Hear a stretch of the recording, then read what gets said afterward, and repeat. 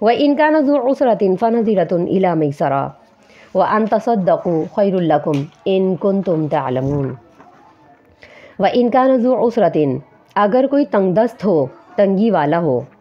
فَنَظِرَةٌ تو اسے ڈھیل دے دو، إِلَىٰ مَيْسَرَةٍ آسودگی تلک، فراغت تلک، وَأَن تَصَدَّقُوا اور یہ کہ تم معاف کر دو، خیرات کر دو، خیر لکم یہ تمہارے لیے زیادہ بہتر ہے، ان کنتم تعلمون اگر تم جانتے ہو۔ اس آیت میں اللہ تعالیٰ فرما رہے ہیں کہ اگر کسی نے کسی کو کوئی قرضہ دیا ہے تو جو قرضہ دینے والا انسان ہے اس کے لیے اللہ تعالیٰ نے احکام نازل فرمائے۔ وَإِنْ كَانَ ذُو عُسْرَةٍ اگر کسی ایسے شخص کو قرضہ دیا ہے، ایسے شخص کو رقم ادھار دی ہے کہ جو تنگ دست ہے، عسرہ کا مطلب ہے جو تنگی میں ہے، جو ایسی استعداد نہیں رکھتا کہ جو رقم اس نے لی ہے وہ رقم وہ اس کو اسی مد میں واپس کر سکے۔ پہلے تو اس کے حالات پھر بھی تھوڑے بہت بہتر تھے جب وہ کمایا کرتا تھا، لیکن اب ایسا ہوا کہ قرضہ لینے کے بعد اس کی جو معاشی حالت ہے وہ تبدیل ہو گئی۔ تو فرمایا کہ ذو عسرتن وَإِنْ كَانَ ذُو عُسْرَةٍ اگر وہ تنگی والا ہے، اب اس کے حالات اتنے اچھے نہیں ہیں تو فَنَظِرَةٌ اب اسے مہلت دے دو، إِلَىٰ مَيْسَرَةٍ آسانی تلک، یعنی کہ اسے اتنی مہلت دے دو کہ وہ کما کر کے وہ رقم تمہیں واپس لوٹا سکے۔ اگر تم اس کی میعاد بڑھا سکتے ہو تو میعاد کو بڑھا دو، یعنی اس نے یہ کہا تھا کہ میں 1 ماہ میں، 1 سال میں، یہ کہ چند مہینوں میں واپس لوٹا دوں گا، اور وہ مہینے پورے ہو چکے ہیں تو اللہ تعالیٰ نے فرمایا فَنَظِرَةٌ إِلَىٰ مَيْسَرَةٍ اور مدت دے دو اور میعاد بڑھا دو۔ ایسا نہ ہو کہ میعاد کے ساتھ ساتھ تم رقم بھی بڑھا دو اور اسے یہ کہو کہ اب 3 مہینے کے اندر تو تم نے 2 لاکھ روپے مجھ سے لیے تھے، 2 لاکھ دینے تھے، لیکن اب چونکہ 1 سال اور بڑھا دیا ہے میں نے تو اس کے اوپر 1,25,000 روپے دینے اب آپ نے، یا 1,75,000 روپے دینے۔ اس طرح نہیں، اللہ تعالیٰ نے فرمایا فَنَظِرَةٌ إِلَىٰ مَيْسَرَةٍ اسے اسی رقم کو واپس لوٹانے کی اور مزید مدت بڑھا دو، رقم بڑھانے کا ذکر نہیں۔ وَأَن تَصَدَّقُوا اور اسلامی تعلیمات کے روح سے زیادہ بہتر یہ ہے کہ معاف کر دو۔ اللہ نے فرمایا ان تصدقوا صدقہ کر دو، معاف کر دو۔ جو رقم تم نے دی ہے، اگر تم میں اتنی استعداد ہے کہ تم اپنا خرچہ پانی پورا کر سکتے ہو تو اس کو دی ہوئی رقم کو معاف کر دو، خیر لکم یہ تمہارے لیے زیادہ بہتر ہے، ان کنتم تعلمون اگر تم جانتے ہو۔ اگر تمہیں علم ہے کہ یہ جو تم صدقہ خیرات کرو گے اور تم جانتے ہو، دین سے واقف ہو کہ اس کی افادیت کیا ہے، اس کا فائدہ کیا ہے کہ جو تم معاف کر رہے ہو، تو اس فائدے کو اسلامی نظریے سے ہم جان لیتے ہیں۔ نبی صلی اللہ علیہ وسلم نے فرمایا جو شخص غریب مسلمان تنگ دست کو قرضے کی مہلت دیتا ہے یا معاف کر دیتا ہے تو اللہ تعالیٰ اس کو قیامت کے دن اپنے عرش کا سایہ نصیب کریں گے، اور اس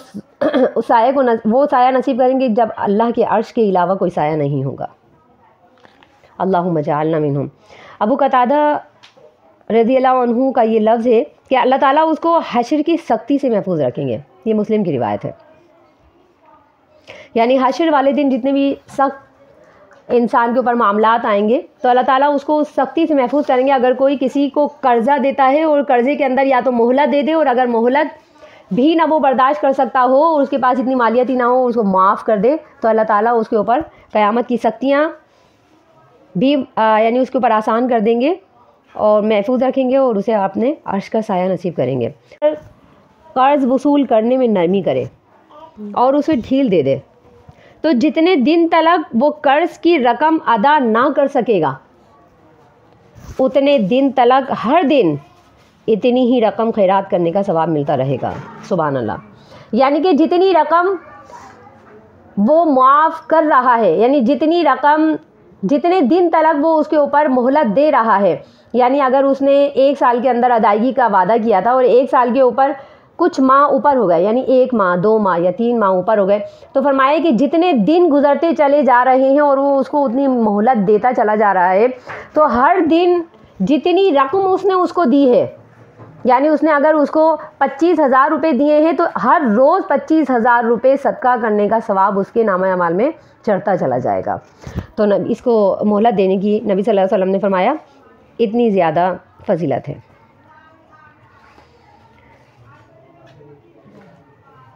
ایک اور روایت ہے، نبی صلی اللہ علیہ وسلم نے فرمایا جو یہ چاہے کہ اس کی دعا قبول ہو اور اس کی تکلیف اور مصیبت دور ہو جائے تو وہ تنگ دست کو مہلت دے۔ یعنی انسان کو اگر مستجاب الدعوات بننا ہے اور یہ فضیلت حاصل کرنی ہے کہ وہ جو بھی دعا مانگتا ہے اور اس کی دعا قبول ہو جائے تو اسے یہ چاہیے کہ اگر اس نے کسی کو قرض دیا ہوا ہے تو وہ اسے مہلت دے، اور اگر مہلت دی وہ برداشت نہیں کر سکتا تو اسے معاف کر دے۔ تو ایسا شخص اللہ کے یہاں مستجاب الدعوات لکھا جاتا ہے اور اللہ تعالیٰ اس کی تکلیف اور مصیبت کو دور فرمائیں گے۔ اس میں ایک قصہ ہے حضرت ابو الیسر انصاری رضی اللہ عنہ کا۔ وہ فرماتے ہیں کہ میں نے کسی شخص کو قرضہ دیا، اور جب میں نے اسے قرضہ دیا اور وقت پورا ہو گیا اور اسے قرضہ وصول کرنا تھا تو میں اس کے گھر گیا اور جا کر دروازہ کھٹکھٹایا، تو وہ میری آواز سن کر کے پہچان گیا اور مسیری کے نیچے چھپ گیا۔ تو میری آواز سن کر اس کا بچہ باہر آیا اور میں نے اسے کہا کہ تمہارے والد صاحب کہاں ہیں؟ تو بچہ نے سچ کہا اور اس نے کہا کہ وہ آپ کی آواز سن کر کے مسیری کے نیچے چھپ گئے ہیں۔ تو انہوں نے تیز آواز لگائی اور کہنے لگے کہ میں یہ جانتا ہوں کہ تم گھر میں ہو اور باہر آؤ مجھ سے بات کرو۔ وہ شخص باہر آتے ہیں اور بات کرتے، تو پوچھا کہ تم چھپ کیوں گئے تھے میری آواز سن کر؟ تو ان صاحب نے یہ کہا، وہ بھی صحابی تھے رضی اللہ عنہ، انہوں نے یہ کہا کہ میں نے چونکہ تم سے قرض لیا تھا اور اب میں اس کی ادائیگی کی طاقت نہیں رکھتا،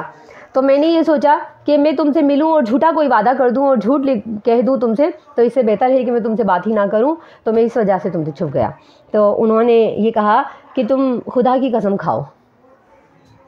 اور اللہ کی قسم کھا کر مجھے بتاؤ کہ کیا تمہارے پاس اتنی استعداد ہے ہی نہیں کہ تم میری رقم واپس کر سکتے ہو؟ تو ان صحابی نے اللہ کی قسم کھائی اور انہوں نے اسے اپنے پاس تحریری طور پر لکھوایا اور کہا کہ اس کو تحریر کر دو میرے پاس کہ تمہارے پاس واقعی اتنی مالیت ہے ہی نہیں کہ جو تم میرا قرضہ واپس کرو۔ تو ان صحابی نے لکھ دیا، اور جب لکھ دیا تو یہ کہتے ہیں کہ میں نے اپنے رجسٹر سے اس شخص کا نام مٹا دیا اور کہا کہ میں تمہارا قرض معاف کرتا ہوں، میں معاف کرتا ہوں کہ تم نے مجھ سے اتنی رقم لی تھی، اور اگر زندگی میں کبھی تمہارے پاس کوئی اتنی مالیت آ جائے تو واپس کر دینا، ورنہ میں تمہیں یہ قرض معاف کرتا ہوں۔ اور کہتے ہیں کہ میں نے یہ قرضہ اس لیے معاف کیا ہے کہ میں نے نبی صلی اللہ علیہ وسلم سے یہ حدیث سنی ہے کہ جس شخص نے کسی کے ساتھ آسانی کی ہے اور اسے مہلت دی اور اس کا قرضہ معاف کر دیا تو اللہ تعالیٰ قیامت والے دن اپنے عرش کے سائے میں اسے سایہ دے گا۔ تو میں نے یہ فضیلت سنتے ہوئے، یہ فضیلت مد نظر رکھتے ہوئے تمہیں تمہارا قرضہ معاف کر دیا۔ اب اس قصے سے ہمیں ایک چیز ملتی ہے کہ کوئی شخص اگر نیکی کی نیت رکھتا ہے،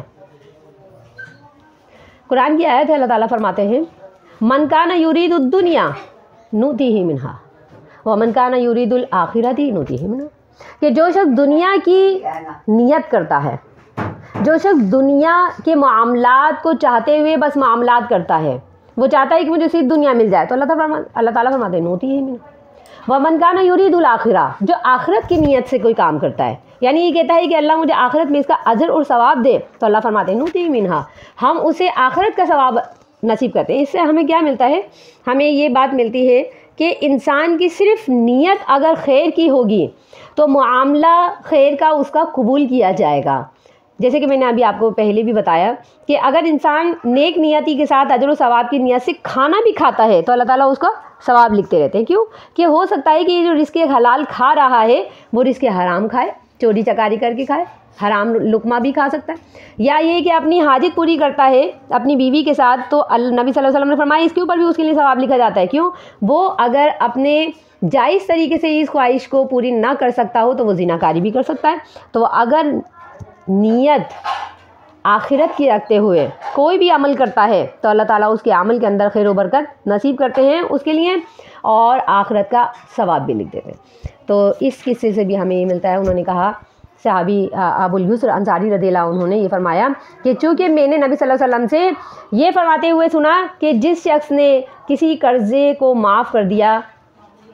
کسی تنگ دست کو آسانی کی مہلت دے دی تو اسے اللہ تعالیٰ عرش کا سایہ نصیب کریں گے، یہ مد نظر رکھتے ہوئے میں نے تمہیں معاف کر دیا۔ تو چونکہ انہوں نے نیت خیر کی تھی اس لیے انہوں نے معاف کیا، اللہ تعالیٰ ان کے عمل کو بھی قبول فرمائے گا انشاءاللہ الحمد للہ،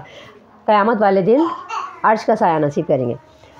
اسی طریقے کا ایک واقعہ ابو قتادہ رضی اللہ عنہ کا بھی ہے کہ انہوں نے کسی شخص کو قرض دیا، اور یہ حدیث کو مد نظر رکھتے ہوئے اور اس کی فضیلت کو مد نظر رکھتے ہوئے انہوں نے اس شخص کو معاف کر دیا۔ تو اس طریقے کے اور بھی قصے ہیں۔ اللہ تعالیٰ فرماتے ہیں کہ فنظرۃ الی میسرہ، جو شخص استعداد نہ رکھتا ہو تو اسے آسانی تلک مہلت دے دے، اور اگر ان تصدقوا، معاف ہی کر دو، صدقہ ہی کر دو، تو خیر لکم، تمہارے لیے زیادہ بہتر ہے۔ واتقوا یوما ترجعون فیہ الی اللہ ثم توفی کل نفس ما کسبت وہم لا یظلمون۔ واتقوا یوما، اور ڈرو اس دن سے، ترجعون فیہ इलल्लाह,